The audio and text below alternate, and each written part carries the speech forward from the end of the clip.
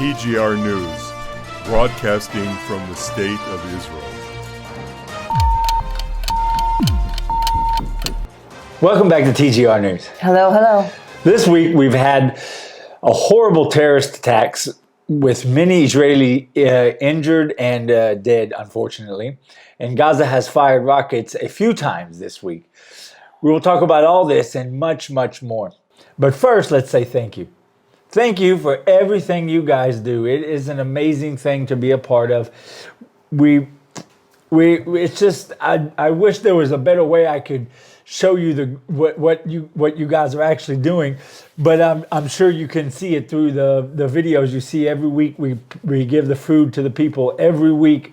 They've gotten it always, and it's just something that they come to really. It becomes a real big thing in their life because of the need they have, the financial problems that they have, and what you're doing is just absolutely amazing.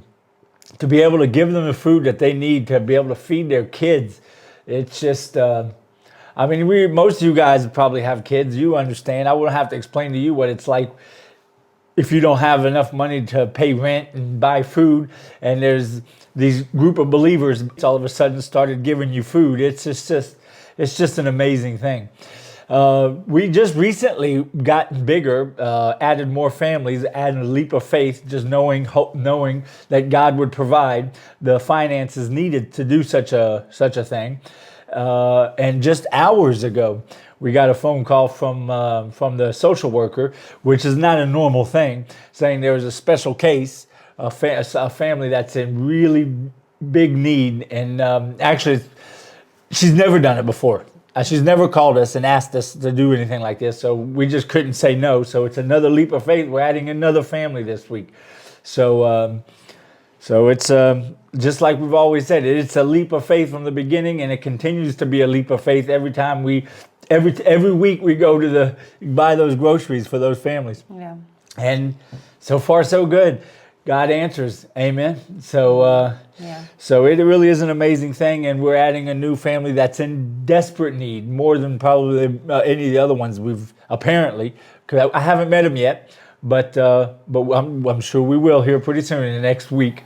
So thank you guys so much for everything you guys are doing. It is such an amazing thing to be able to be a part of be able to give what you guys are giving to the people. So thank you. God bless. Well, let's get started. Yeah, let's do it. After last week's TGR News, at midnight, 6 rockets were fired from Gaza in protest of the mission that stopped a group of terrorists to carry out their plans to make an attack on Israeli citizens. Out of the 6 rockets, 4 were shot down by the Iron Dome, 1 fell in the open field, and 1 never made it out of Gaza and fell in their own territory. The IDF answered back by making an airstrike and taking out the usual targets, rocket factories and weapon storage units. By the way, just as a side note, while the IDF was in the largest training exercise with this, U.S. and Israel was able to answer swiftly and with great show of control while being fired upon. This just goes to show you that this little country is strong and dangerous to mess with. Yeah. Yeah, even though we were in the largest exercise we've ever done with the U.S., and so many soldiers were tied up and involved in it, and planes and everything else, that mean we was weak on any other fronts. Yeah. Iron Dome stopped 4 of the rockets, right? That needed to be stopped. All the ones that needed to be stopped. And it really was, it's just the beginning of what this week's had. We've had a really bad week this week. Yeah, this past weekend, Israeli has called this Shabbat of Terror. This was the Shabbat, the Black Shabbat, they call it. Last Friday evening, a terrorist outside of synagogue in northern Jerusalem with a gun shot and killed 7 Jews and seriously injured 2 more.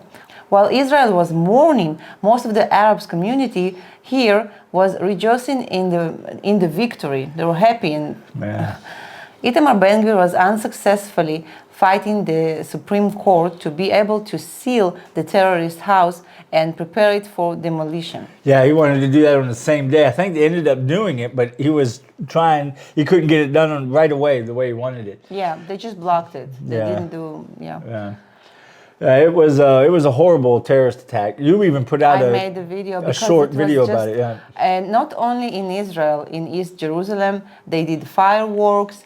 In Nablus, they make big celebrations all around, and in there, Gaza, everywhere. They were so happy that people, innocent people, the youngest was 14, I think. Yeah. Right. They've been killed. Yeah. So it's just. Well, less than 12 hours after that on Saturday morning at 10:30 in the city of David in Jerusalem, a terrorist only 13 years old opened fire in the street in East Jerusalem near the old city at a group of Jewish, I think they were like a tour group, injuring two, a father and son. I mean, this kid was 13 years old. Yeah. You know? I saw a video of it. Yeah. It's horrifying. He came out of, next to the car, he was just doing, how you say? You can see it, racking his gun and start shooting. Yeah. So sad. And he came out of the neighborhood that's right next to the city of David, right there, right in that area off of the old city walls. And this shows 13 years old. He's a kid. This shows the hatred of this generation that they suck with mother milk since they were born and until now. This new generation, they hate Jews. They hate Israel. They think it all belongs to them. It's Palestine, and that's all. There's no peace, no two-state solution. Wake up, people. The left side. They think two-state solution. No, you cannot have two states. Yeah, you can't live by someone who wants you dead. Yeah. The Itamar Ben-Gvir, again, in this situation, he tried to go in and do house-to-house searches in that neighborhood where that terrorist came out of to round up all the illegal guns, which is what needs to be done over in the entire state of Israel. But again, they tied his hands, wouldn't let him do that either. So, if that wasn't enough to deal with, in one Shabbat, later on Saturday, a terrorist drove to a restaurant outside of Jerusalem on the way to the Dead Sea, got out of his car, and began to fire at the people eating dinner. Luckily, his gun jammed, and he was not able to unjam it, so he got back in his car and drove away. The only thing he hit was a few rounds got hit on the building itself. No one was really injured. It was a miracle. But that was 1, 2, 3 on a Friday and Saturday, hours apart. And don't forget at the very, very beginning of the week, right after we did our last TGR news, the reason why Gaza fired 6 rockets was because we had just went into Jenin and arrested a big cell that was headed. We knew it plans on this same Shabbat to make a big terrorist attack. So this was supposed to all come run, even more. It was supposed to be something even bigger. So it was, so many times that the Israeli citizens have no idea how much the IDF soldiers have stopped and prevented terrorist attacks. We see the ones that do come through, and we're so upset about it. But if everyone knew exactly how much is being stopped, this is a few coming that are just coming through through the hole, escaping through the holes, right? Yeah. So And it was very, very bad weekend. And what's really hard to believe is after such a horrible Shabbat, the state of Israel went through, the protesters against Netanyahu's coalition and what they might do or not do, about the court.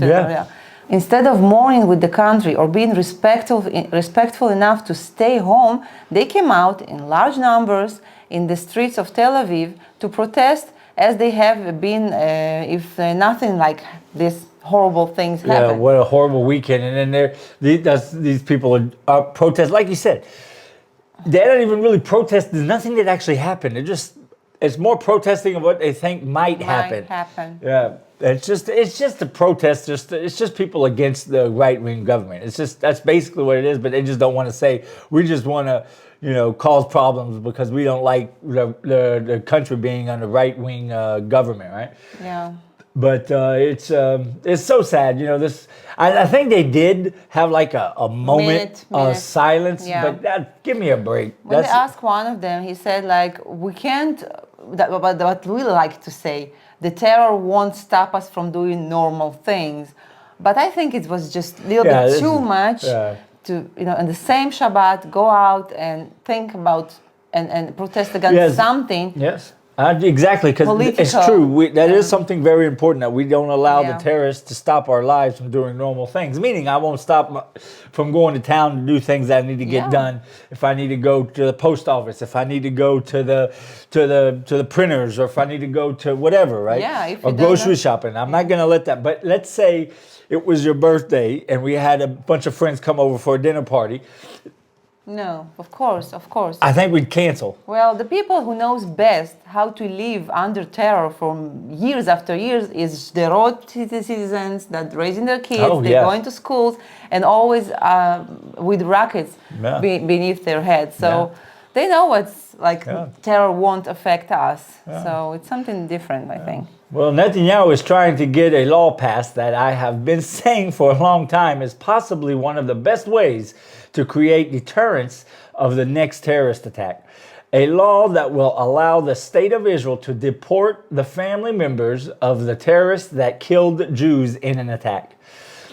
This would change the feeling of respect the Arabs now have if they are family members of a terrorist.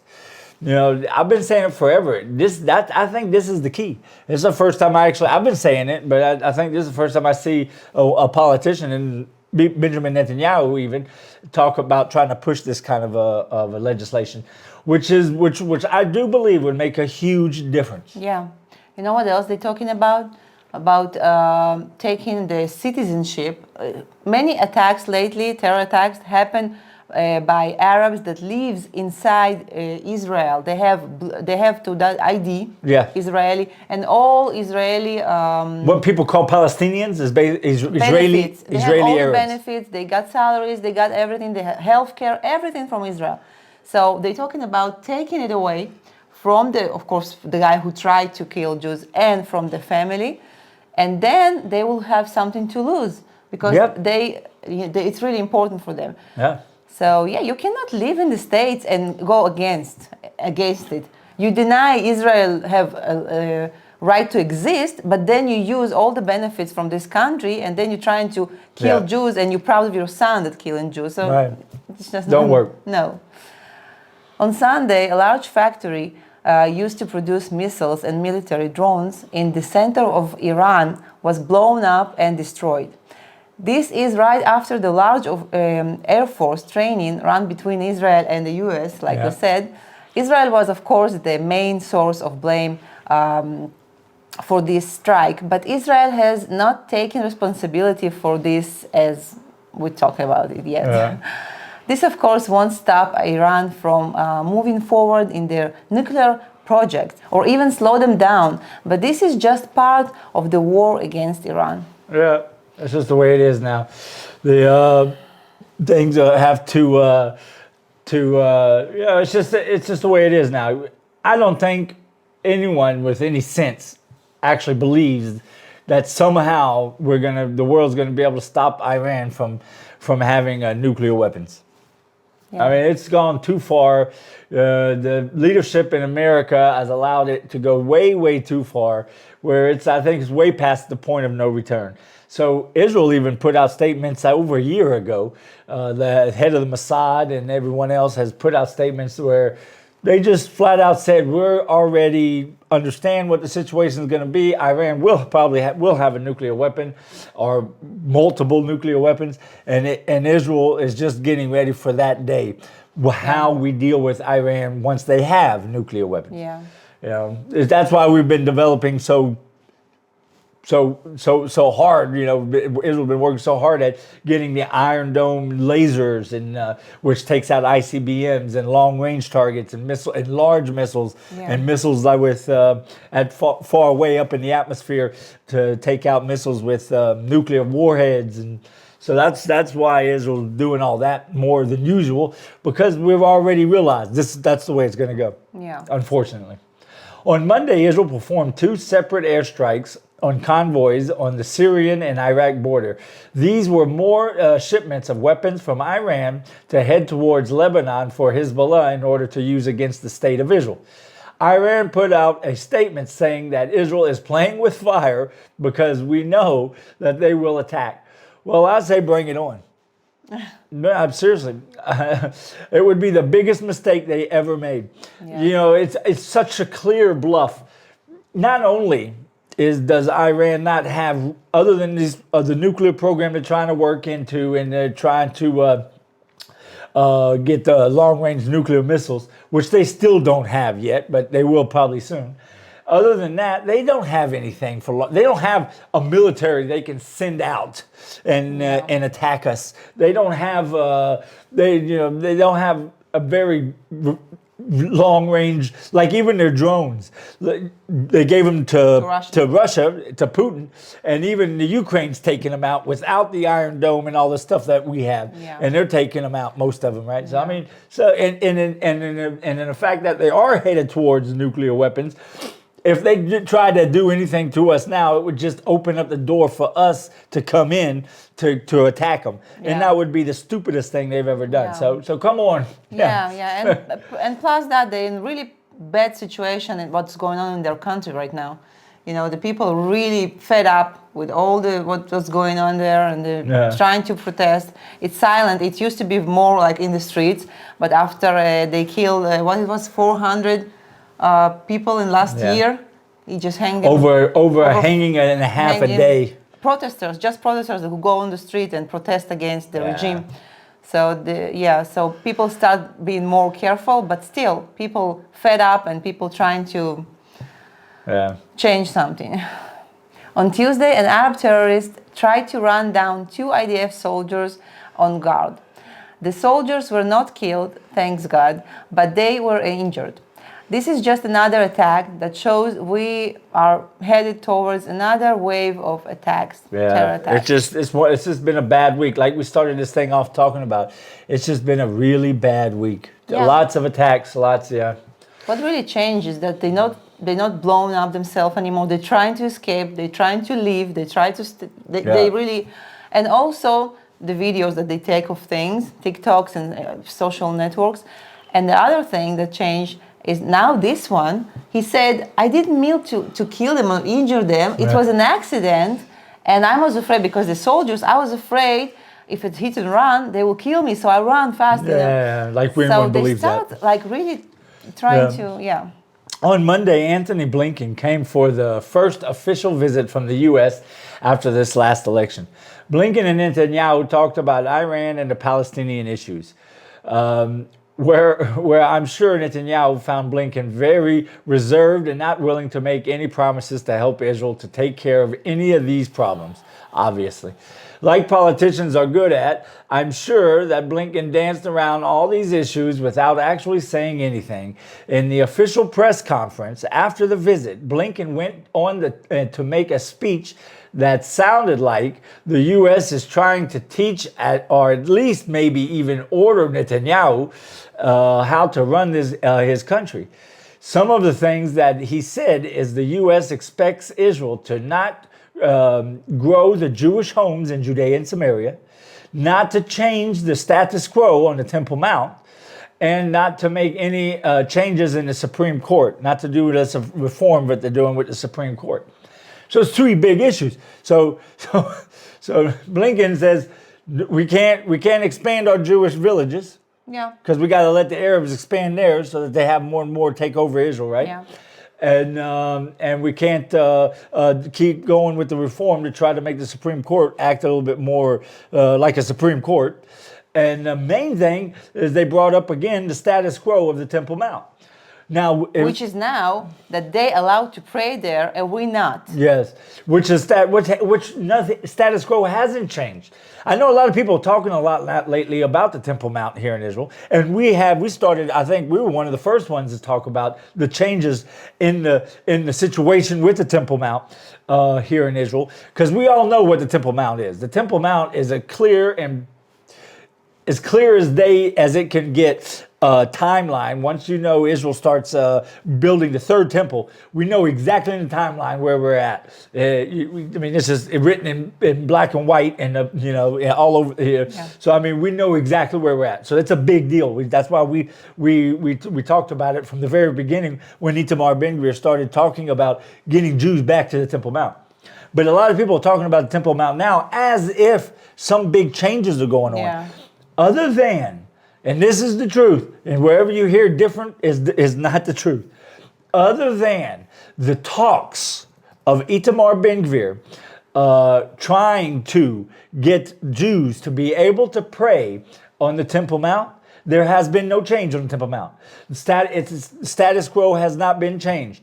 It's the same as it always been. We still have groups of people who are diligently working towards getting the third temple like we've had for decades, and they're doing the same thing they've always done.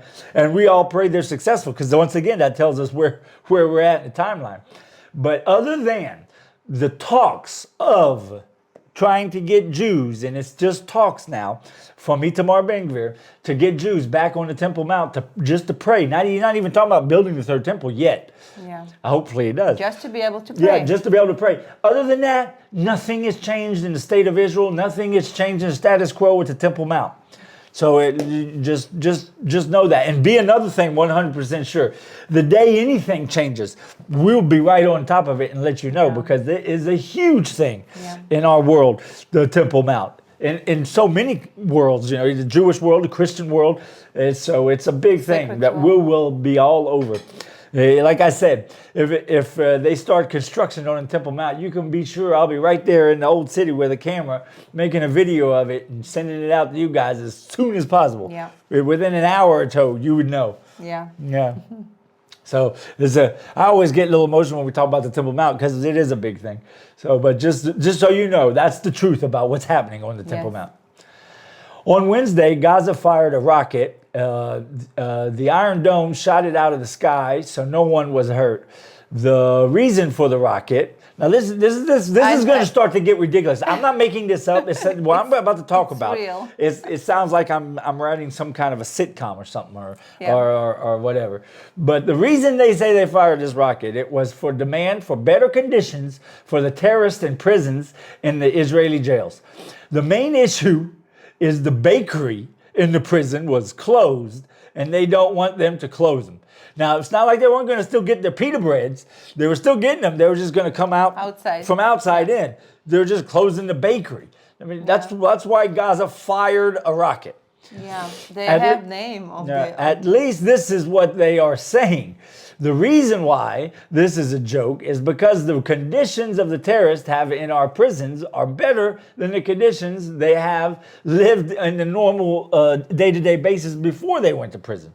So this is just so, I mean, like I said, it sounds like we're making it up. Yeah. Well, it's ridiculous. They won't get fresh bread in the morning, fresh pita bread in the morning. Oh, poor you. I can't believe you try to kill Jews and some of them they succeeded. Shoot a rocket into a neighborhood with men, women, and children because the bakery was closed. It just shows you that they're just looking for excuses. They don't Of care. course, They will find excuse to fire on us. It doesn't matter so if it's insane. It doesn't sound like sounds like I must have made it up. Yeah. I really didn't. Yeah. Well, the IDF answered back, of course, on the same night by bombing weapons storage units again, as we always do. That's always the same answer we always do. Bombing some weapons storage units as well as other targets where Hezbollah makes weapons and other strategic targets. During the IDF airstrike, Hezbollah fired 12 more rockets into Israel and fired automatic 50 caliber machine guns. Important to say that the Hezbollah was not able to injure anyone in Israel. No Israelis were harmed. With the Iron Dome and everything else, everyone was safe. Other than we always have, you can't have rockets flying above and people not have some sort of psychological damage. And also, we also have things like people run and trip when they're running in their house to get to the bomb shelter, break a leg or something. That kind of stuff did happen. But direct damage from the rockets from Hezbollah, no one was hurt. It was an 8-month-old baby who fell and break a leg. Yeah. But just for you to understand, they have, in Sderot, for example, they just have like 8 seconds since the siren go Yeah. to get into the shelter. And 8 think you in the middle of seconds. something, in the middle of the night, you have to wake up, you have to run, you have to take all your kids, run with them to the shelter. Yeah, it's 8 seconds. That's crazy. So yeah, people very We're- running fast and very Sounds weird, but Stressed. we're spoiled. We have about a minute and a half, huh? Yeah. It sounds crazy to say spoiled when you're talking about Yeah. sirens and rockets over your head. yeah. Well, you got anything you want to say? No, that's it. I said enough.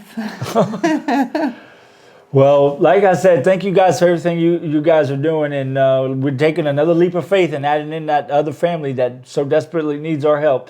So don't forget to join us on thegoldenreport.com. And until next week, Shabbat shalom. God bless.